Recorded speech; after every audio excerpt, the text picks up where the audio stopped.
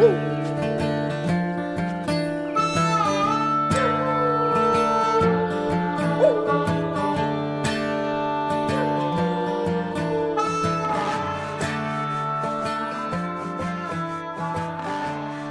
everybody, welcome to episode 79 of the Go Get Outside podcast. This is your host, Jason Milligan. Welcome back. Welcome aboard. Today we will be speaking to Michael Kelley. He is a surf and SUP coach, an REI Outdoor School instructor, and a Scoutmaster. But that is not all. He has competed both as a cyclist and as a SUP racer. He and I got together late last year at Will Rogers State Park to talk about all of those topics, but also to go in depth about what it's like to be a leader, an educator, and the benefits of being a beginner. So let's go talk to Michael Kelley.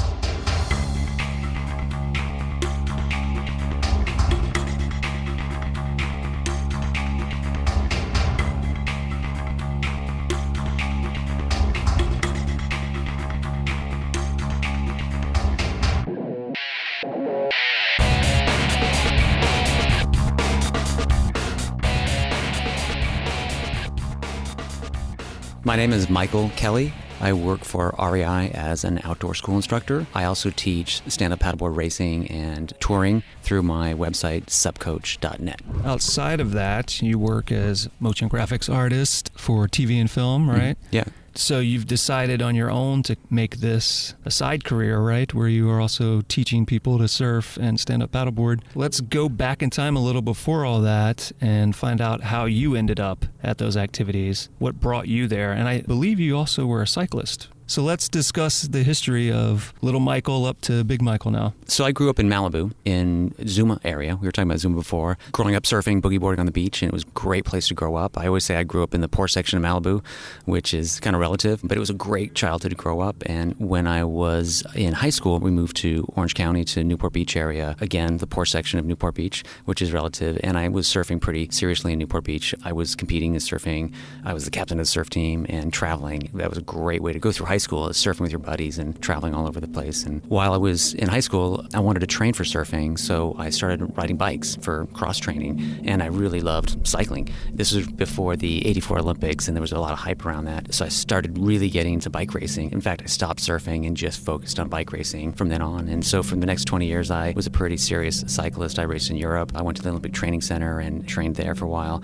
I was racing mountain bikes and road cycling for the next 20 years. I had a lot of friends who got hit by cars and accidents and stuff riding around, and I was really kind of burnt out on That's really the most frightening cycling. part, right? It is. I mean, we're doing this thing that's really fun out there. We're out there having fun. It's a weekend thing. It's not like we're curing cancer or going off to war, and it shouldn't be that dangerous. It should be a question of you're coming back or not. So again, I have a family now, and I just was really getting kind of spooked by all the accidents happening out there on the road, and I wanted to try something new. And I have two sons, teenagers. They're 17 and 15, and we were surfing now, and I thought, I want to start surfing more. So I started surfing with them, and then I started getting into stand-up paddleboarding, and I thought, this is great. This is like surfing and racing and bike racing all at once. So I started getting seriously into stand-up paddleboard racing, and that's when I decided, hey, I want to teach. I want to teach the scouts. I'm involved with, my sons are Boy Scouts. I'm a Boy Scout leader. We do high adventure trips every summer. We go to backpacking and canoe camping and all the different fun skills that's involved with scouts. And I thought, hey, I want to teach these scouts how to do stand-up paddleboarding. I found a class that REI was teaching on how to be a stand-up paddleboard instructor, and I thought, I'm going to take this class. Wait, so they had a class on how to be specifically an instructor for stand-up paddleboard? Come to find out, the class was put on the schedule because they needed to train a bunch of their staff on how to be certified. Because they just didn't have enough. They didn't have enough, yeah. And so they put this out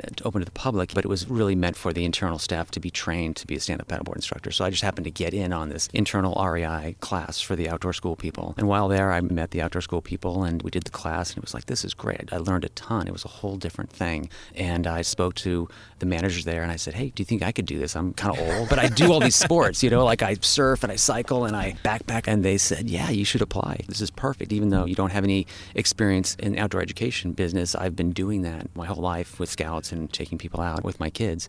So I applied, and sure enough, this was about 4 years ago, and they hired me as an outdoor school instructor. And so they taught me how to teach outdoor education. So now I teach mostly stand-up paddleboarding. I do kayaking. I do mountain biking. In fact, I'm going to be here at Will Rogers State Park on Saturday doing our first mountain biking class here, which will be fun. And then I also teach backcountry navigation, map and compass compass, GPS navigation. In the store, I'll teach how to tie knots. Like at the Santa Monica REI store, I teach how to pack a backpack. Really kind of fun stuff. And I always say it's like Boy Scouts for adults. Yeah, one of the things that I think is great about a lot of those programs is a number of them are free, a number of them are inexpensive. They can be kind of like a nice doorway for people who have an excuse of, well, I don't know anything about what backpack to get or how to do this. And it's like, well, you can go to this kind of introductory class so that they can suck you in and then you can develop from there however you need to. So something I find interesting, based on what you've told us so far, is cycling was sort of an accident. It was something you accidentally fell into, and then it became a large portion of your life. And then teaching, to a certain degree, is kind of the same thing. You saw this course, took it, and then now you accidentally have become an outdoor instructor. Surfing seems to be a different situation. You grew up in Malibu, where it had to be readily available. So is that something that your family got you into? Is that something that friends got you into? How'd you decide to go out into the ocean and get on a board first time? The cool thing is I'm the youngest of 7, so my older brother... That's a lot of kids, yeah. That's why we moved to Malibu, because it was cheap. That's why you're in the relatively poor section, all those kids to take care of. And a little side story, so this was back in the 60s. My father couldn't afford to live in Santa Monica, so this is when Malibu was being developed. And so this is north of Zuma at Trancas and Malibu West, and they couldn't sell the houses. And so those were the least expensive houses there in these housing developments. The Ford Mustang had just come out, so they were giving new owners a brand new Ford Mustang. So my dad was like, yeah, we're going to move there. We're going to move the whole family there. And sure enough, he had an awesome 1966 Ford Mustang that he drove around. But the cool thing was, my older brother was the lifeguard at our local beach. We had a little beach club and a local lifeguard. And my brother was a lifeguard, and I would just hang out in the lifeguard tower with him all day and be body surfing with him. And this was before boogie boards. I would be on a raft. And then he was a big-time surfer there. And so he would take me to all the different surf spots around Malibu. And I was like the little brother, and I would just tag along. What was the age difference between all of you? 12 years difference. So the oldest is 12 older than you, and then everyone's 12. In between. Right, yeah. I was a big mistake, so yeah. Me as well. Oh, yeah? So mistakes unite. Yeah, so it was a great way to grow up, surfing, and I was spearfishing, I was sailing, catamarans, and so it was just, that's what you did, just hung out on the beach all day and ran around. So how did that develop as you got older? Because you're one of those people who've grown up native to the area where all the opportunities of these sort were part of your life, so you didn't have to discover them, per se. So it would be unfair for me to ask you, what was that like versus not having that? Because, of course, you wouldn't know. But you've begun to teach people who are finding it later in life. What are you noticing there? Like, what has that opened your eyes to in the difference between, say, your childhood and what a lot of people in the U.S.'s childhood is like? I really get a kick out of seeing some of these moms that surf. There's a whole group of moms that come down to the beach with their boogie boards that they're surfing, and they have a great time. And I always say surfing is the most fun sport you can do, but it's the hardest sport to learn. It takes years even to get halfway decent, and it takes a commitment to be in the water every day and to learn how to surf. By learning how to teach and by taking beginners surfing and stand-up paddleboarding, it's kind of humbled me on, wow, it's scary. And people don't know. I mean, for me, it's just instinct. You just do it. So it's learning how to empathize and learning how to see, oh yeah, that person has never done this before. They're really scared, or they really need to be taken through step by step. It's been kind of eye-opening for me, and I always have to keep remembering that. And part of that is I like learning new things too. I like to go back and become a beginner at something and learn something new, and that helps me with being an instructor and teaching when somebody pulls up and it's like, I've never done this before. And so I was like, okay, I get it. They're afraid. They don't know what's going to happen. And so let's make them comfortable and take them through step by step. It's interesting, right? Because you were younger, 10 years old, 9 years old, whatever you were, and your risk assessment concepts were probably so drastically different. I remember just at that age going to Florida where the waves are considerably smaller, and I would just get beat to death by them and thought it was a great time. And now at 41, I might go out into something similar and then have a sensation, oh, I might drown today, which is not a thought I would have had at all at 9 years old. The whole thing, again, with surfing, I've taught my kids how to surf, and with REI, we take people through the surf on stand-up paddleboards and kayaks. The idea of taking somebody new through the surf zone is nerve-wracking, but what I love about it is you're on your own. Like, I try to explain to manage expectations with my students at REI or with my surf students and with my kids is, look, once we get in the surf zone, once we're paddling out, we can talk a lot about the timing, we can look at the waves, we can talk about the sets, but once we start paddling out, we're all on our own. Like, I can't hold your hand. It's not a ride at Disneyland. You're not just getting on and the bar's coming down and you're going to go through and it's going to be all good. We don't know. If for some reason you get knocked down by a wave, relax. That's part of the fun. It's going to happen, and you just got to roll with it and be smart and safe. But once you're in the surf zone, you're on your own. The more time you spend in the surf zone, in the surf, the more knowledge you have, the more comfortable you're going to be. Even with my surf clients now, it's like, hey, look, the waves are bad. Let's just have fun in the surf. Like, who cares? Let's paddle out. Let's paddle in. Let's practice. Let's get pounded. And let's just be comfortable in the surf zone. It can be challenging with people that are used to not falling off or not being in the water or having everything happen perfect. When they do inevitably fall off in the ocean, it's like, oh my gosh, it's a horrible thing. It's a fail. And so what I try to work on is managing that expectation of, hey, look, once we're in there, who knows what's going to happen? We hope it's going to happen great, but if you fall in the water, that's okay. Today is the day to make those mistakes. Right. Yeah. So we're here and, fall off the correct way, fall off towards the ocean, not towards the beach, or have your hand up. Be smart about it, but just have fun. You were mentioning people's expectations coming in, so I'm sure you get people who have grown up around beaches who want to learn, and people who have spent almost no time near beaches and thought, oh, that'd be an interesting thing to learn. So what are some of those expectations people have, or maybe misconceptions that you often see when people first come in? It's called the false master. With our training with REI, it's great. They really teach us not only the skills on how to do it, but how to teach. There's all these different trainings that we go through, and we learn about different kinds of students. We call them participants, and one of them is the false master. I freely admit I've been that guy who you show up at a class and maybe your girlfriend's like, hey, let's go do this thing, and you think, I know how to do that already. So you show up and you think you know how to do it.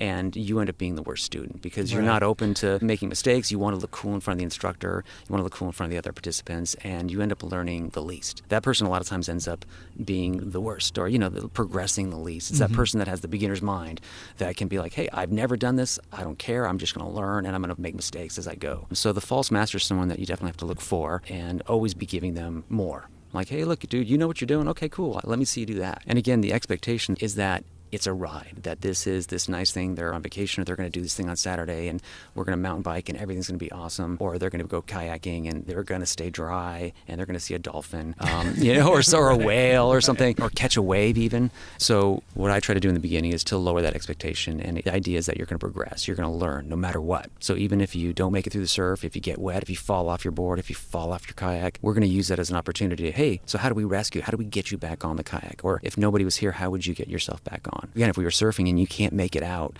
what can we do next time? Or how can we work on arm strength? With stand-up paddleboarding, people fall off all the time. And it's a great opportunity all to learn how to get back on. I'll actually kind of force people to fall off. Like, hey, look, you're standing on your board. That's great. Now do this. Now let's turn around this. Now let's try to do it from the back of the board and to the point of failure. Right. And so once they fail, now it's an opportunity like, hey, what happened? And that's good. Now let's work on getting back on the board. Something people could remember as a student, this just came to mind with you mentioning these things, is try to find the part of the activity you're not good at and the points where you will fail, because what better time to make a mistake than when you have an instructor there who can help you improve. Absolutely. But you're mentioning the false master thing, and I think that's something we all have to be really careful about, because what you do when you take on that concept about yourself is you close yourself off from being able to learn anything, because what you're trying to accomplish that day shifts from, I'm going to learn how to do this activity, to, I need to prove that I already know how to do this activity. And your focus is always ego-based, and then it's really hard for you to chip that away and teach those people things. Do you have tricks you've learned on how to deal with those people? The main thing is I try to identify them early. There's always something somebody can learn. So if somebody is really progressing, or is, hey, I already know how to do this, now you're going to do this, and this is going to be twice as hard.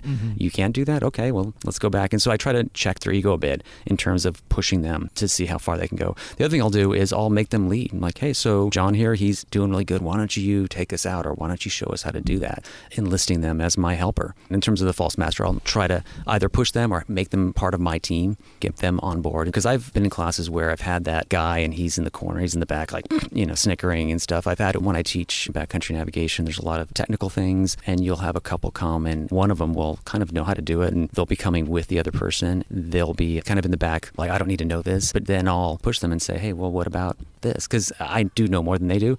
And so I'll keep asking them questions about, what do you really know? It's a funny thing, right? Because we're really bad at assessing our own competency in things. Like, in experiences I've had, I've noticed that if you hand somebody a rope who doesn't know anything about a rope, they have an assumption that they know what to do with a rope. And so maybe they will embark on a trail or some sort of canyon that has technical needs for a rope, and then realize when they reach the point that they need to use the rope that they have no idea what to do with it. But for some reason, prior to that moment, they don't think at their house, like, well, let me make sure I know what to do. When I get there, they discover it in the field. So one of the things you probably have to do is try to assess for people what their skill level is, because what they tell you Is that what you, at the beginning of the class, do you get people to explain like, okay, I'm a beginner at this, or I have this experience with this, and then you try to parse what do you think the reality of that information is? Yes, and we call it assessment and also comfort. So what I found is, especially with stand-up paddleboarding, people come up to me and they'll have their release that they've signed, and I'll say, what's your experience? And they'll say, I have none. And they kind of look sheepishly, and I'll go, great, this is the perfect place for you. This is totally for beginners.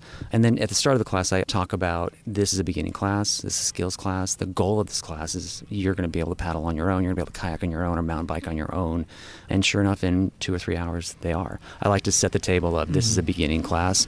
I also set the table in the beginning for those false masters, the partner who's come with a beginner. And I say, look, this is like that first ski lesson. This is skills. We're going to start from step one to kind of give heads up to that person out there that's thinking, I've done this 3 times already. To be like, hey, dude, just hang. This is for beginners. We're not going to jump ahead too far. One personal experience in terms of kind of pushing yourself was going back to stand-up paddleboard surfing. I'm a pretty good surfer, and when I saw the stand-up paddleboard surfing, sub-surfing out there, I thought, this is cool. I really wanted to do it. And I really did it with an open mind where I went and I rented some boards and I got the paddle and I watched videos and I went out there, and it was really fun being completely a loser, like being a completely beginner. I would even tell people in the lineup, other surfers, I'd be like, I'm a total beginner. Like, I'd keep away from me. And it was really fun just going back to the very beginning and just owning it, being a beginning sub surfer at that point. So that was kind of fun. And even, again, in sup racing, when I started sup racing, I would tell people like, I'm a beginner. I'm sorry. Don't worry about it. And so again, that's with age, I think, letting go of that ego thing a bit. Just going, look, I'm a beginner. Forgive me. What are some of the differences you've found moving to sup surfing versus traditional board surfing? Yeah, that's a good question. I've kind of evolved from that too. So one of the reasons I stopped surfing was, again, I was into bike racing, but the main reason I stopped surfing was the crowds, the intensity of it. I lived in Newport Beach, in 54th Street, 56th Street, Newport Beach. That was like the epicenter of intense surfing in Orange County. And I was one of those guys out there. It was great. It was a great time to do it, but I was getting really sick of fighting with the crowd and having to be really charging hard every day. I was getting kind of sick of it. When I started sup surfing, the cool thing about sup surfing is that you can surf someplace where there's nobody. There's nobody there. You can find a wave that no one's on. You can surf a wave that nobody really wants, and it's a lot of fun. And I really had a good time with that because I don't like the crowds. I don't like sitting in the crowds and fighting with the crowds. I'm really done with that. So sup surfing, you can be further out. You can catch a wave that nobody really wants and have a good time. I've actually stopped traditional sup surfing. The reason being is that the sup surfing scene, it seems like the boards have gotten shorter and shorter. So they're almost turning into surfboards. Right. So you see these sup surfers and they're out there and their board is so short, they're in shin deep water. They're sunk down on their boards. And they're catching a wave, and now once they've caught a wave, they're trying to do shortboard maneuvers, but yet they're on a pretty big board. So what I've started doing is surf my race board. So I have a 14-foot race board that I race on, and what I really enjoy is going out for a paddle, like a 6-mile paddle, and I'll find some great little break that no one's on, and I'll surf it on my race board. And it's a real challenge to surf a 14-foot race board. You can't do anything, you just kind of cruise, but it's really fun. And again, I fall, and it's really challenging. It's really great practice for my sup racing, where you're in the ocean and you have to turn and you have to come in and out of the surf zone. So just doing a surf session on my race board to me is much more fun than trying to do shortboard surfing on a surfing sup. I've kind of gone back to just shortboard surfing. Like if I'm going to be in the lineup, I'm just going to have my shortboard, I'll be with my kids, and I'll have my regular surfboard and surf, or I'll be on my race board. I'll be at Malibu or Doheny State Park in Orange County, or even Santa Onofre. You guys are doing that like on a race board. And it's kind of, there's no pressure. You stand there and just kind of old school and just kind of cruise in. And so I really enjoyed surfing on my racing sup. I know stand-up paddleboarding is getting more popular, but it just dawned on me that perhaps someone listening isn't familiar with how stand-up paddleboards differ from surfboards. Okay. Do you want to give a quick explainer for those people? Yeah, so sup, stand-up paddleboard. The sport is so new that the name isn't even official. There's different kinds of stand-up paddleboards. There's the all-around kind, it's like 9'6", maybe, or 10 feet, 11 feet. And that's a board that you could just stand up and cruise around the marina. You could actually be in the ocean. You could surf with it.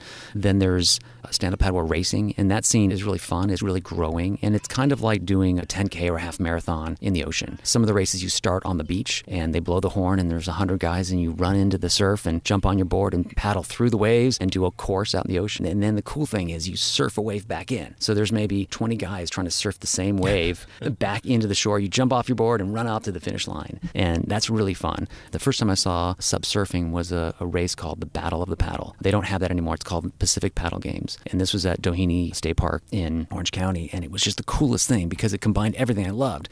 It was bike racing and running and surfing all at the same time, and demolition derby, where you had these guys, amazing professional guys, running into the water, jumping on their boards, going over the biggest waves, turning around and actually surfing a wave back in. And they'd be banging around and people would be falling. So it was a lot of fun. So that's the racing fitness side, which is great. It's a great workout. And then again, there's the surfing side where people go out on a longer board, maybe a 9.6, or I was surfing in Venice this morning, just south of Venice Pier, and there were some guys on short SUP surfing boards that were just over 8 feet, and so they were able to catch waves that none of the surfers could catch, and they were able to have a good time surfing. So that's the other part. It's called SUP surfing.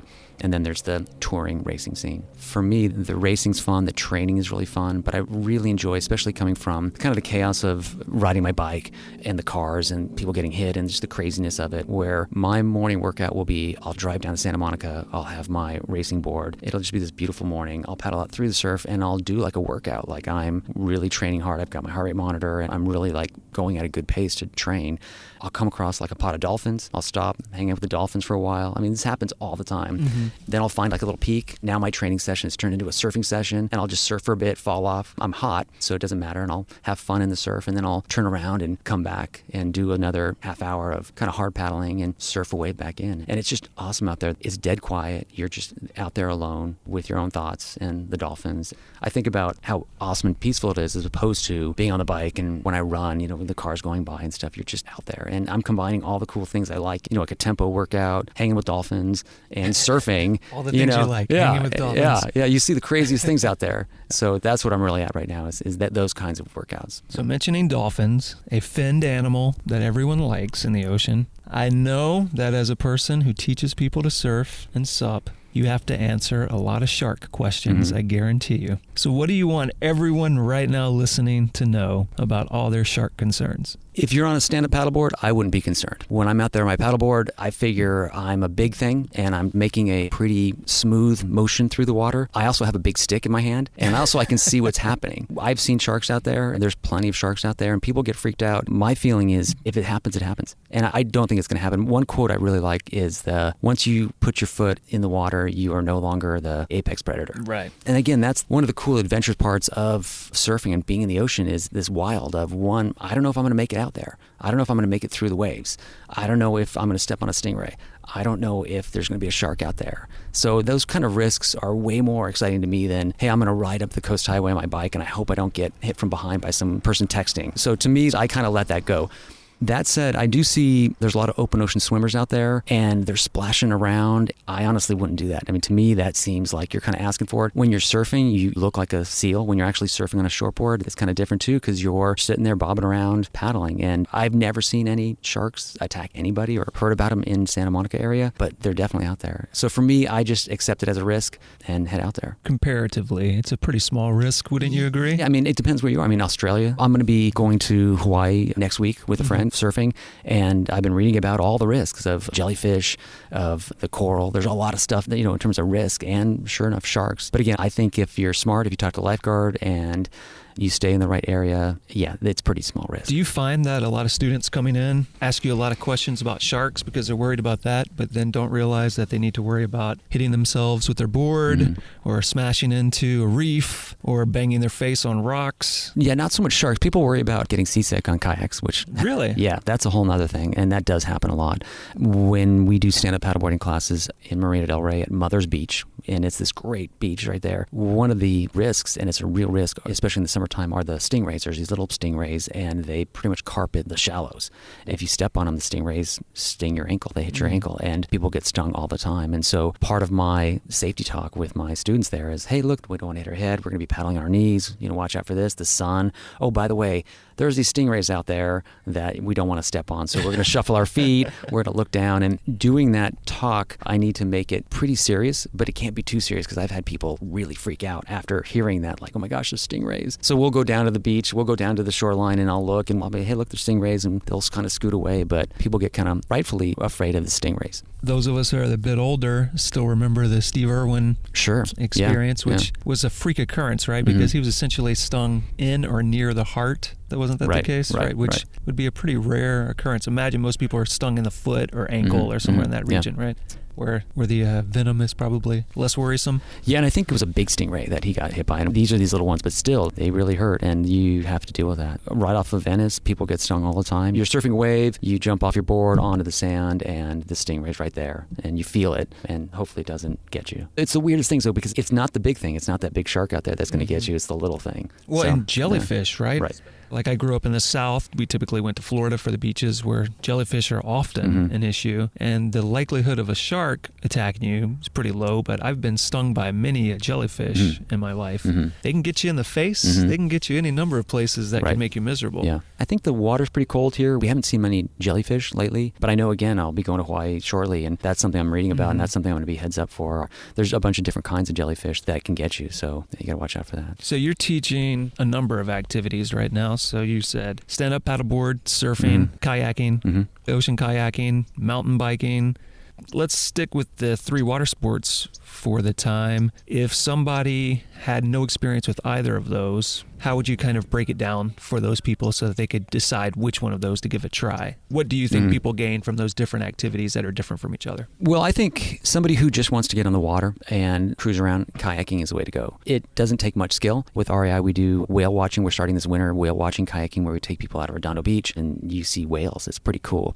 So we can get people into kayaks and kayaking pretty quickly without much instruction. So if you wanted to just get on the ocean and cruise around, kayaking would be the way to go. I prefer standing up all the time. You know, surfing, skateboarding, stand-up paddleboarding. Standing up to me is way more fun because you can fall off. It's just more fun. With the surfing, the understanding that it's going to take a long time. It's not like kayaking where I can just sit in a kayak and go. Surfing is a long, it's years. It's a commitment. It's a commitment. I've been working with this beginning surfer student right now we're going on 3 months, and he can stand up now, but it's been a long time for him, and that's the right progression. It takes a long time to learn how to surf. It's not just the mechanics of paddling and standing up, it's the wave knowledge of being in the ocean, being able to see the wave, being able to turn around and catch the wave, even being able to negotiate the crowd. And so there's a lot that goes on in surfing. There's exhaustion too. Oh, yeah. So as I was telling you earlier, I've recently started surfing fairly regularly. And that was one of the things I never took into consideration, how exhausting paddling out. You may be exhausted by the time you successfully paddle out. And so you might see a wave you can catch, but are you already too tired to catch it? Right. Yeah. The idea of being a waterman, the idea of I can do all the stuff in the water, just body surfing, just getting in the water and just playing in the surf. All that time spent is great time. I really like stand-up paddleboarding because for a beginner, it's challenging enough where you can fall off and there's some adventure part to it in terms of, hey, I don't know if I'm going to make this. It's a skill that you have to definitely learn, but pretty quickly you can be paddling and, first we take them in the flat water in the marina and then they progress and then there's classes that go out in the ocean and we can take them through the surf zone and before you know it, somebody who just started stand-up paddleboarding now is paddling in the ocean and we're cruising through the kelp bed.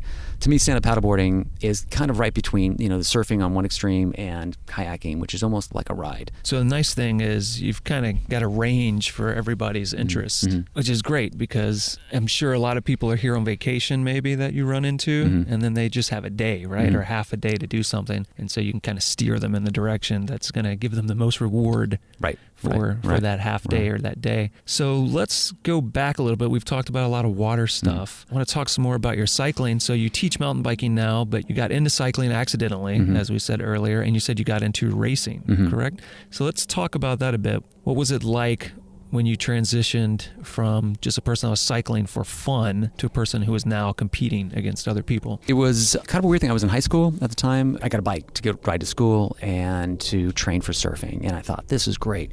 The social part of cycling is really fun. That's a fun part of meeting people, hooking up and going for a ride and then having coffee afterwards. I was fortunate. The group in the Newport Beach area where I started riding with was a group of older folks. I was the young kid and they kind of adopted me, which was great.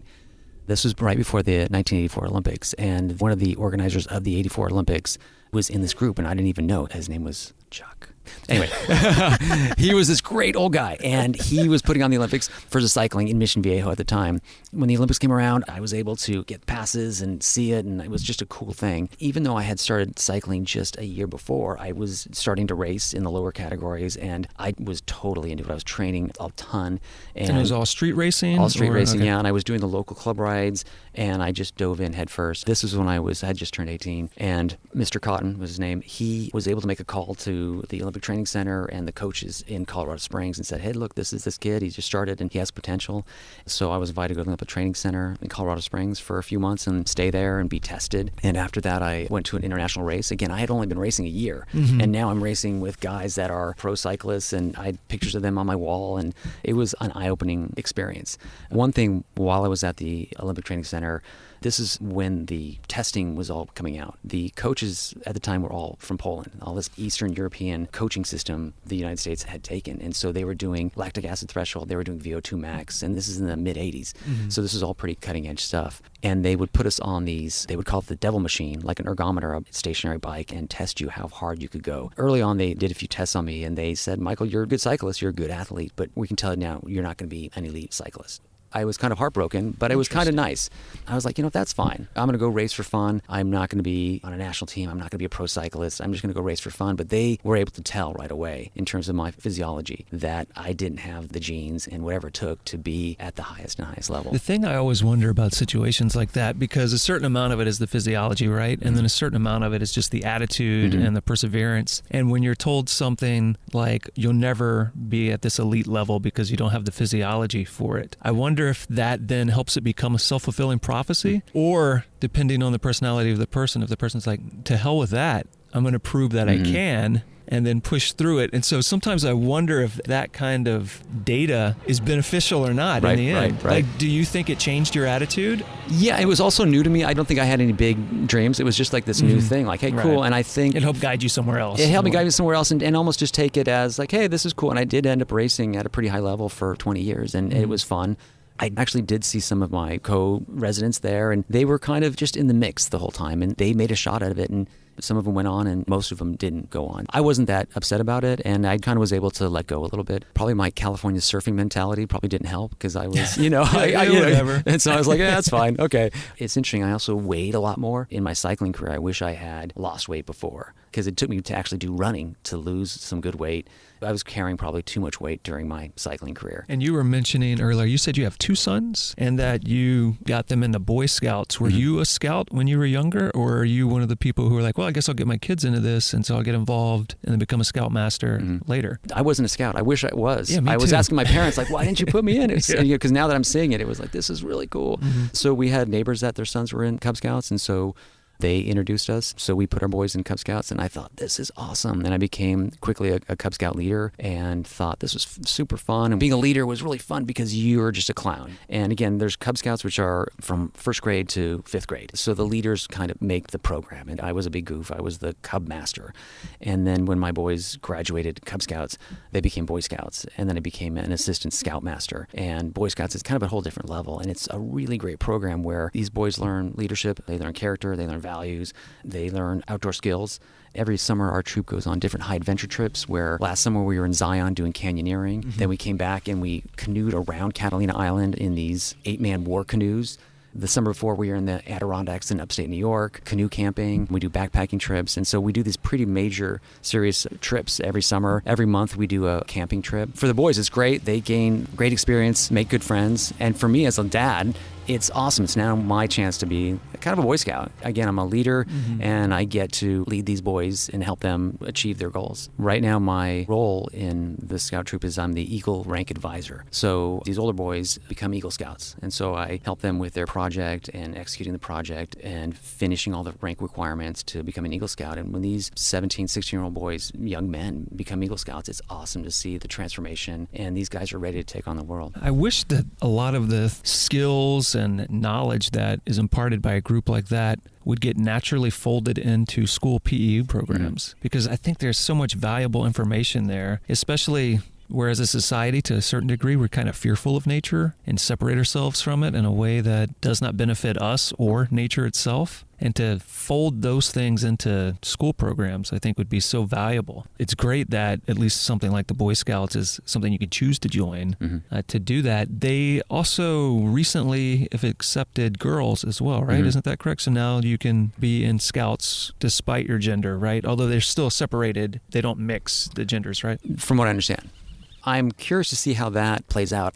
From what I understand, I'm optimistic that that's going to be a good thing for families, and it's just going to make scouting stronger. I think the key there in terms of how it's executed, making sure the boys are separate from the girls, because when boys are separate, they behave differently and they can be free and they can just run around and be stupid and be boys. Once you mix girls and boys together, then everything changes. And so from what I understand, the Scouts are going to call it Scouting BSA now. They're going to have Boy Scouts for girls, and that's going to be a separate troop with all girls. And there's going to be Scout troops for boys, and that's going to be all boys, from what I understand. And to me, that seems like the right way to go. Because again, with the girls all together, they can be girls and they can be doing the program together. The boys can be separate doing the program as boys. And so I hope they execute it that way. Yeah, so one of the things you mentioned early on is how you ended up finding that course at REI that taught you to be a SUP instructor. And you were saying how you kind of realized that a lot of what you were doing with Boy Scouts was already preparing you for that. And then your own past experiences gave you the skills and knowledge within those certain areas that you teach. But you also are teaching mountain biking, you're teaching map and compass. Am I missing anything? Did you mention anything else? Bear hangs? How to camp with bears. Really? I teach how to tie knots. Right. Trail running. We do trail running with REI. So once you became an instructor, how did REI help you develop the skills to be an instructor for all those different departments? Yeah, they've been great. My interview with them was pretty funny because I had no official experience in being an outdoor instructor. And so when I interviewed, I was like, hey, look, I've been surfing my whole life. I've been stand-up paddleboarding for this long. I've been a scout leader. I've taken all these boys. I've planned trips. I've done all this backpacking. I've done all this cool stuff, but I've never done it officially as an instructor. And to REI's benefit, they were like, that's great. You know the skills. We can teach you how to teach. Part of our training is they have continual training for learning how to teach people how to do stuff outside in terms of how to teach, how to progress somebody through a skill. A lot of risk management, which is a big part of it, in terms of what today is. I know, the wind and the conditions and how to take people through a slightly risky activity and get them back safely. That's a big part of what we do. We're all wilderness first aid trained. Last week, we just did a training where we do simulations where, our end of the year Christmas party, one of the first things we do is set up simulations. We come across somebody and they're lying there and, hey, what happened to you? And we have to diagnose and fix them and figure out how to help them or evacuate them. So that's kind of a continual thing that we are doing in terms of risk management with REI. But in terms of the outdoor school education, they're continually giving us training and we're mentoring each other a lot, where a new instructor will shadow an instructor and learn how the progression starts. Learning backcountry navigation, I knew how to do it before, but by having to teach it, it's forced me to go back to step one and really do a lot of research and a lot of experimentation on how to teach backcountry navigation, the map and compass, and the GPS. Probably help fill in some gaps also, right, that you absolutely. had just in your own knowledge? Absolutely. And the cool thing is with map and compass, it's such cool old technology. A map and a compass is so analog. And then on the other hand, we have all this GPS technology, which is changing really quickly. And so we have this super high-tech stuff on the other side. I really get a kick out of, again, being a beginner. I'm like, hey, how can I learn everything I can about backcountry navigation and map and compass and GPS? And so I'm constantly on YouTube checking out stuff and learning the new cool thing to do with map and compass. And so for the SUP coaching that you do, that is outside of REI, right? So that is a separate venture of your own? Right. So I do through supcoach.net. REI, we mostly do beginning. So most of those trips are a beginner, somebody who's never done anything. So I also do training, more fitness training and more SUP race coaching through supcoach.net. And so that's somebody who wants to get ready for a race. It's like, hey, look, let's get out there. Let's do intervals. It's almost like I'm a track coach. Let's practice going through the surf. Let's practice doing turns in the ocean. So you already had your own career going outside of all this, and then you've decided to start teaching with REI, started coaching through SUP. What do you gain from that other than what we've just spoken about before, where it helps you develop your own skills and kind of relearn certain things? What do you personally get from being a teacher and an instructor and a coach? Because the reward for that has got to be very different than just, I want to be good at an activity. What drives a person to do that has got to be very different than that. The reward is seeing that person that's a total beginner, that person that's never SUP before, that's never mountain biked before, and in 2 or 3 hours, they're having an awesome time. They want to buy a board, they want to buy a mountain bike, they want to do it again right away, and they have the skills to do that. Every weekend, I get that. That's the main thing. The other thing is it's completely opposite of my other work as a motion graphics designer. As I'm sure you understand, my career as a motion graphic designer, I make title graphics for commercials and network promotions and movies, and it's a great career. I get to be creative, but it entails me sitting in a dark room, staring at a computer all day, doing something that's subjective. I think I'm pretty good at it. I've been doing it for a long time, and it pays pretty well.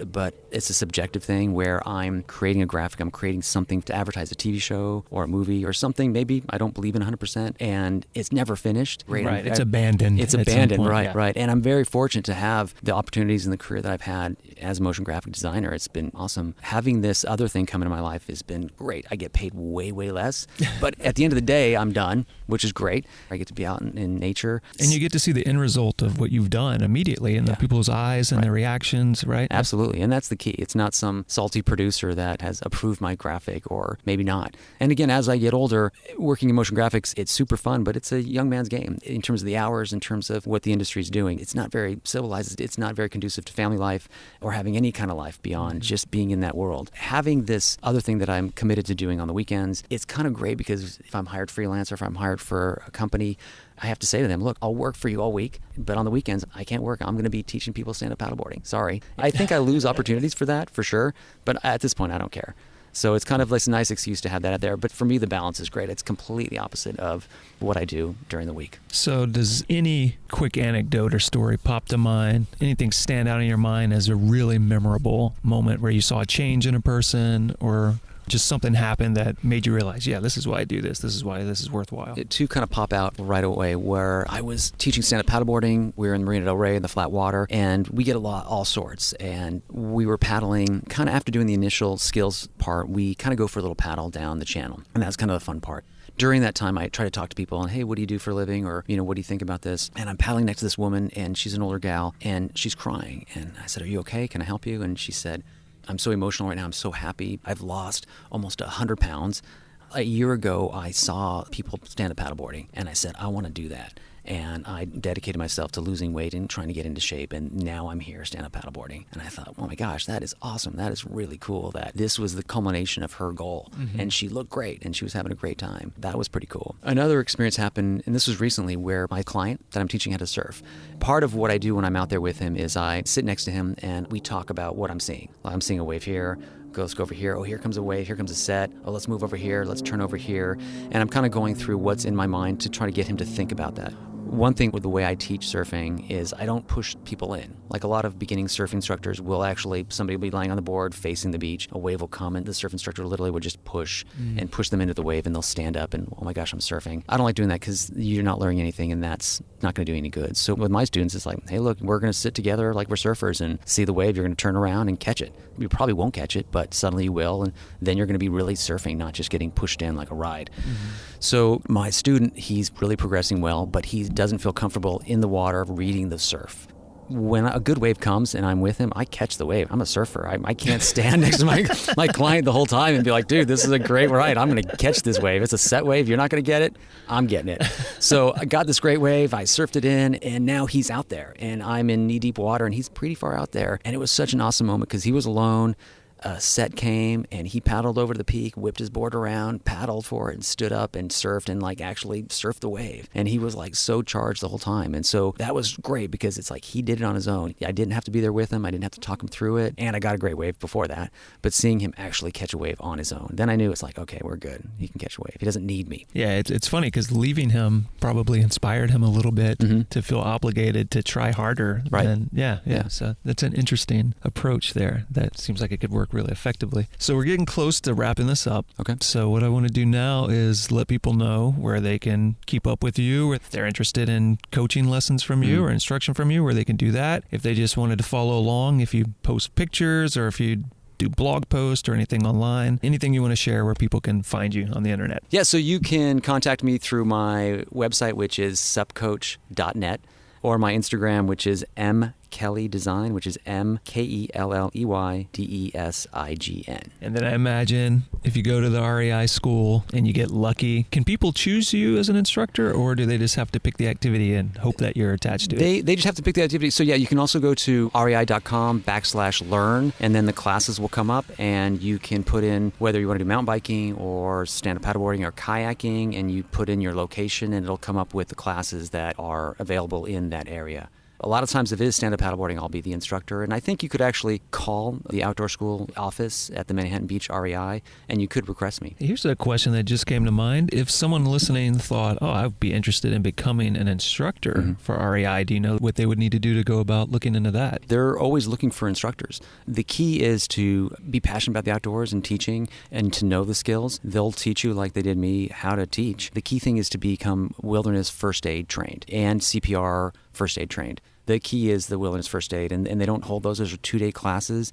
We actually teach those in conjunction with NOLS. So to be wilderness first aid trained and then applying it is the best thing. But again, you could go to the REI site and look for jobs, and it will come up with outdoor school instructors. So the different markets are always looking for good instructors. And they're happy with wilderness first aid. They don't require wilderness first responder woofer course? Correct. Okay. Yeah, they love that, wilderness first responder if you can, but it's wilderness first aid is the mandatory one. Okay. So after you've hired your recertifications, REI pays for it, they pay for your time. But to get hired, you need to be already wilderness first aid. All right. And then what I always like to do as our last moment on the show is ask you if there's anything we haven't talked about you want to talk about, or if you have a thought you'd like to leave everyone with. You know, the thought would be just to encourage people to get outside and try something new. So even if you've done running or cycling or surfing or something, just find something new and try it and be a beginner and have fun failing, learning something new outside. That seems to be an overarching topic today, which is be a beginner. And I think it's good advice is don't try to be the expert at everything. Find the thing that you're not good at, that you don't know anything about, and then let yourself be a beginner at it, and then see what that brings to your life that otherwise it wouldn't have. Yeah, I think that's great advice. Absolutely. So thanks for meeting me out here. We're going to go ahead and wrap this up unless you have anything else you want to say. Nope. All right. Thanks, man. Cool. Thank you.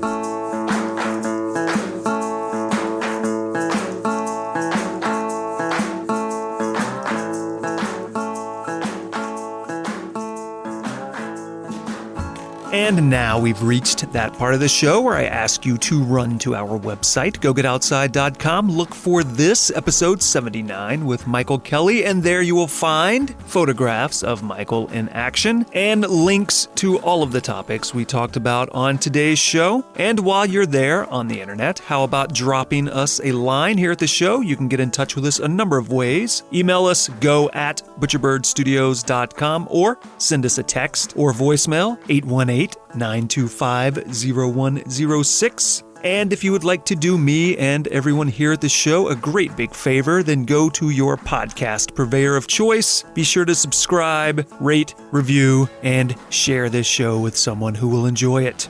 This episode of the Go Get Outside podcast was edited by Griffin Davis. It was produced and recorded with additional editing by me, your host, Jason Milligan. And as always, it was brought to you by Butcherbird Studios.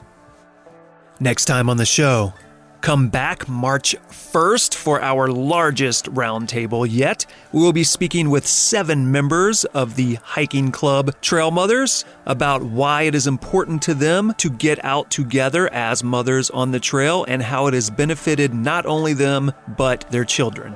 March 1st, Trail Mothers. See you then.